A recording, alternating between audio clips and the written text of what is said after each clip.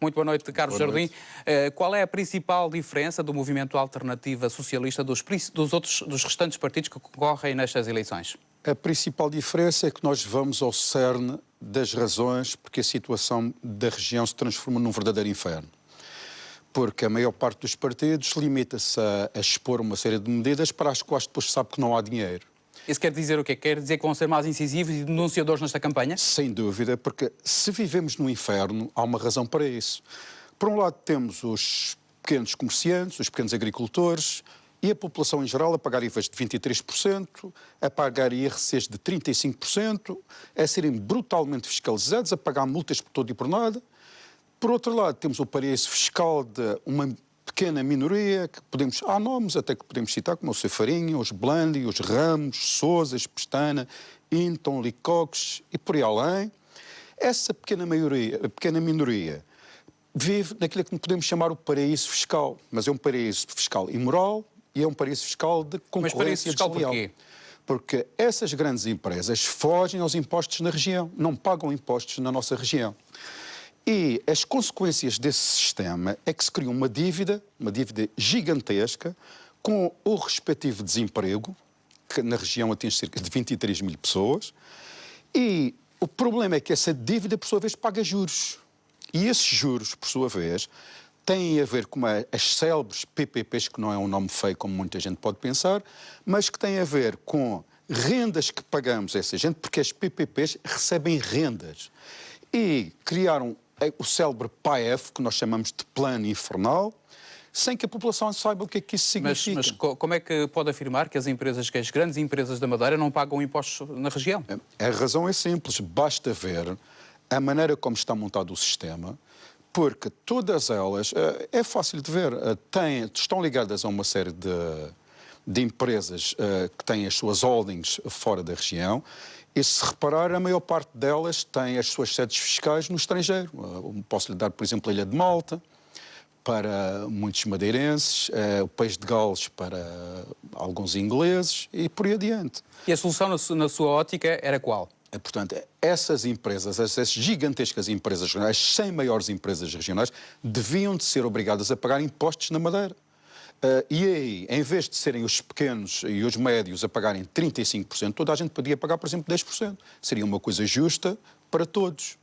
Assim como estamos neste momento, o povo sem saber está a pagar o gás mais caro do país, o pão mais caro do país, a gasolina mais cara do país, os transportes mais caros do país, como aqui vemos, porque tudo isso levou a uma paragem económica da região. Uma vez que os grandes fogem e os pequenos são obrigados a pagar, a economia está praticamente paralisada. E tudo isso tem por razão o pagarmos sem saber porque é que estamos a pagar. E nesta conjuntura de crise é possível baixar os preços, baixar os impostos? Neste momento é ridículo estar a falar nisso, porque sem resolver este problema das grandes empresas, de forçá-las a pagar impostos aqui na região, tudo aquilo que possamos prometer é falso. Mas assim corremos o risco das empresas saírem todas da Madeira, portanto, e optarem por não ter sequer qualquer vinculação à região. E, por exemplo, para os Açores, quando é mais barato, também sediar uma empresa. Repare que não podem pegar, por exemplo, no caso dos vinhos. A Madeira tem uma enorme riqueza nos vinhos, mas as empresas fazem de tal maneira que até a própria produção é considerada como estando fora da região. E, no entanto, nós vemos as garrafas saírem de cá com o vinho para fora da região. Eles não vão pegar no vinho da Madeira e levar para os Açores. Isso não tem razão de ser. E quem diz os vinhos diz outras coisas. Portanto, esse é um falso problema. E temos o caso de outros casos aí de PPPs, o caso por exemplo, um caso que tem sido falado, e ainda hoje foi falado aqui, é o caso do hospital, o Cesaramo, o nome que lhe deram. O que é o Cesaramo? O Serviço Regional de Saúde. Exato, o Serviço Regional de Saúde e o hospital pagam rendas também a essas empresas. Há empresas dentro do hospital que recebem rendas e essas rendas, por sua vez, levam a cortes nos serviços de saúde. O hospital está a querer aos bocados, toda a gente vê isso. Recebem rendas como? Portanto, as empresas que têm as próprias sedes, o caso da Zagop, por exemplo, que têm as suas próprias sedes dentro do próprio hospital, estão a receber rendas sobre uns serviços que estão a querer aos bocados, com uma série de acrescentos que lá foram feitos, que nem sequer respondem à situação. É comum ver as pessoas serem levadas de um desses remendos para um outro remendo pela rua em macas, quer esteja sol, quer esteja a chover. Isto é terceiro-mundista, estas coisas. Portanto... Falou nas parcerias público-privadas. Em relação às parcerias público-privadas, elas estão a ser renegociadas neste momento. Na sua opinião, o Governo devia chamar a si todas essas concessões? É evidentemente que devia de chamar a si, porque essas rendas não têm razão de ser. Porque se foi o Governo que construiu e que pagou todas essas infraestruturas, quer sejam as estradas, quer seja o hospital, quer sejam coisas que ainda não estão construídas, mas que estão a pagar rendas. Temos a Cota 500, por exemplo, que está a pagar uma renda sobre uma coisa que não existe, que lhe serve quando muito para fazer atletismo. E já fez as contas quanto é que era mais barato para a região, se isso ia acontecer? Neste momento, todas essas rendas pagas, obscenas, digamos assim, porque essa gente está a cobrar sobre serviços, sobre estruturas que foram feitas pelo Governo Regional com dinheiros nossos, andam à volta dos 200 milhões de euros. Isto é uma obscenidade a que estamos sujeitos e temos que acabar com isso, porque não há razão para gente que não contribui para isso estar a receber rendas sobre uma coisa que não foram eles que construíram. A Madeira está numa situação financeira difícil, toda a gente sabe, o país também. Quais são as soluções que o Movimento Alternativa Socialista apresenta para a resolução desta dívida da Madeira? A grande solução para resolver a dívida da Madeira é pôr... A Madeira é uma região rica. É falso dizer que a Madeira é uma região pobre. A Madeira é uma região rica. É uma das regiões mais ricas do país. Temos indústrias variadas aqui na Madeira e o grande problema é as grandes empresas não pagarem cá os impostos. Porque se pagassem cá os impostos... Se repare que a Madeira gera à volta de 800 milhões de euros portanto, de rendas, digamos assim, para o orçamento regional. São 600 milhões a um nível e cerca de 150 a 200 milhões da chamada Zona Franca. Digamos que é a receita. Que é a receita da região, dá volta dos 800 milhões. Mas precisa de cerca de 1.000 milhões para ter tudo a funcionar. Os outros 200 milhões vêm do orçamento do Estado Nacional. Ora, se estas empresas pagassem impostos aqui na região, nós teríamos um orçamento que seria talvez o dobro ou o triplo do que é atualmente. Portanto, não haveria... Podem perguntar, mas vocês querem pagar a dívida? Queremos pagar a dívida, mas com esta gente a pagar impostos, podemos pagar a dívida sem juros. Para si, dilatar o prazo de pagamento da dívida não é uma solução, como defendem alguns partidos? Não é uma solução, porque é evidente que os juros têm que ser pagos também. E isso é uma fatia do orçamento que desaparece. E, portanto, a ideia... Mas acha viável pagar a dívida sem juros? Acha que a banca vai aceitar uma coisa dessas? Não a questão da banca aceitar ou não aceitar. Estas grandes empresas pagando, que é o nosso cavalo de batalha, as gigantescas empresas que existem na região, o caso do Ciprestana, por exemplo, os Sousas e outros, que fogem aos impostos na Madeira, têm a sua sede fiscal no estrangeiro e não deixam um cêntimo que sejam impostos aqui, além de receberem muitas vezes devoluções de IVAs e outras coisas do género. Além das grandes empresas, há pequenas empresas em aflição também. Como é que, na sua opinião, na opinião do MAS, se podia dinamizar a economia e o mercado de trabalho? E voltamos ao mesmo. Desde que estas empresas paguem impostos na região, pois vai haver dinheiro para tudo isso. Neste momento, fazem-se grandes propostas, como se viram aqui, para dinamizar as coisas, mas cheques destes cheques. Não precisamos de esmolas. A população, os nossos comerciantes, não precisam de esmolas. Desde que os grandes não fujam aos impostos, os pequenos não são massacrados. Os pequenos estão a ser esmagados. Pagam 35%, enquanto os grandes não pagam rigorosamente nada. Fogem aos impostos. Isto é imoral. O paraíso fiscal que nós temos aí. A Zona Franca não é para ser um offshore. Não é para fugir aos impostos. Uma das maneiras de resolver o grande problema que a Madeira tem neste momento era transformar a própria região numa grande Zona Franca. Mas uma Zona Franca onde toda a gente pudesse beneficiar disso. Mas uma Zona Franca com impostos, deduzo, senão continuávamos na mesma. Não, repare que desde que... Porque o que é uma Zona Franca? Numa Zona Franca, as importações que fizéssemos seriam à taxa zero.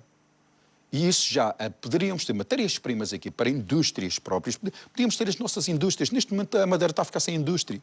Porquê? Porque se transformou a nossa Zona Franca num gigantesco e num imoral offshore.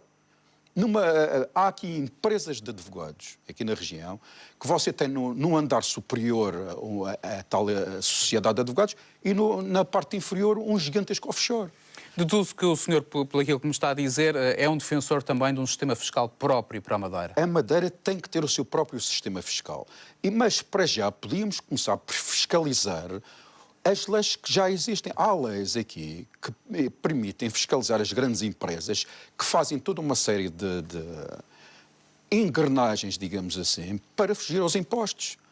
Porque se, por um lado... Já percebemos essa ideia, mas que impostos é que podiam ser mais baixos? É que podiam ser reduzidos?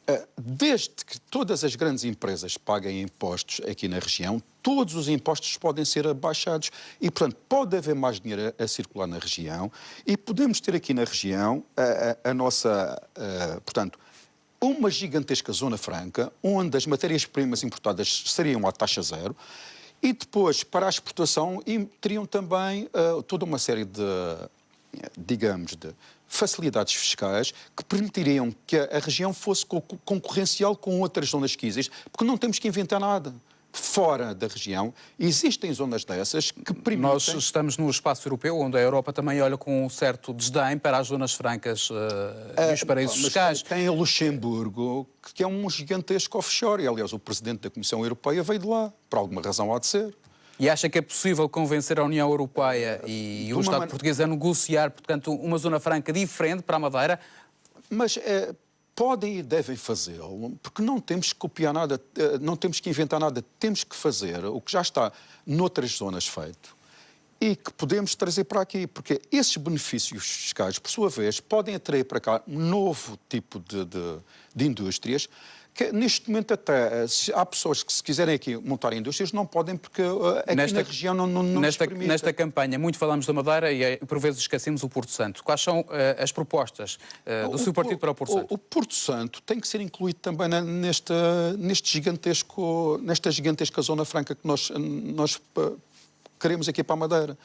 Porque não há razão. Aliás, e queremos que o Porto Santo tenha, em relação à região, aqui à Madeira, os meios de pressão que a Madeira tem em relação à zona continental. Porque é que o Porto Santo não há de ter os seus próprios órgãos de governo e fazer, em relação à Madeira, o que nós fazemos em relação ao continente? Porque seria uma forma também do Porto Santo conseguir mais valias, porque... da maneira que o Porto Santo está, não pode continuar. Um novo governo implicava um novo Parlamento? Mas não é uma qual questão, seria a solução? Não é uma questão de ter um novo Parlamento, é ter órgãos próprios na região, a própria Câmara do Porto Santo pode tê-los, para pressionar aqui a região... Mas já há um delegado do governo. Mas o delegado do governo serve para quê? Ninguém vê o homem fazer nada. Não serve para nada, é mais ou menos como Ministro da República aqui na região. Não vemos a utilidade disso. Carlos Jardim, qual é o objetivo da vossa campanha? Portanto, sobretudo, é levar as pessoas a perceber que uma das principais razões porque a Madeira está nesta situação de inferno em que está é a fuga das grandes empresas aos impostos. Se essas empresas, essas 100 maiores empresas que até recebem prémios... E nestas eleições, o vosso objetivo é conquistar quantos lugares no Parlamento? Nós queremos formar governo na região, porque sem formar... E acha que isso é possível? Achamos que é possível porque estamos começando a capitalizar o voto de protesto da população. A população está farta de partidos que falam de grandes, fazem grandes promessas, mas depois não fazem nada. E depois têm a lata de dizer que não têm dinheiro. Chegados ao governo, o que é que dizem? Não podemos fazer porque afinal descobrimos que não temos dinheiro.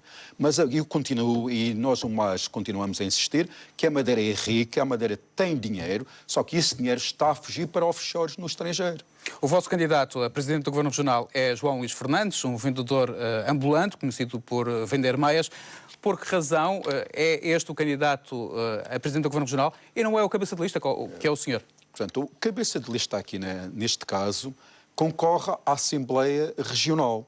Eu, como cabeça de lista, sou concorrente a deputado à Assembleia Regional e os outros membros do partido também que concorrem, mas como acontece que, por exemplo, a nível do PS, a nível do PSD, temos concorrentes ao governo regional... Mas são todos cabeças de lista. Mas repare que é uma corrida que não existe. Não é assim. Mas se reparar, até desdobráveis e cartazes a dizerem que há gente aqui a concorrer a presidente do governo regional. Porquê é que nós não podemos ter também um candidato a presidente do governo regional? E o nosso candidato a presidente do governo regional, pois será esse, enquanto eu... Posso deduzir que João Luís Fernandes vai ser um instrumento de sátira política nesta campanha? Sim, pode considerar isso, sim. principalmente mostrar o ridículo e a falsidade de certas propagandas que se vê por aí. Carlos Jardim, muito obrigado por ter vindo à RTP Madeira.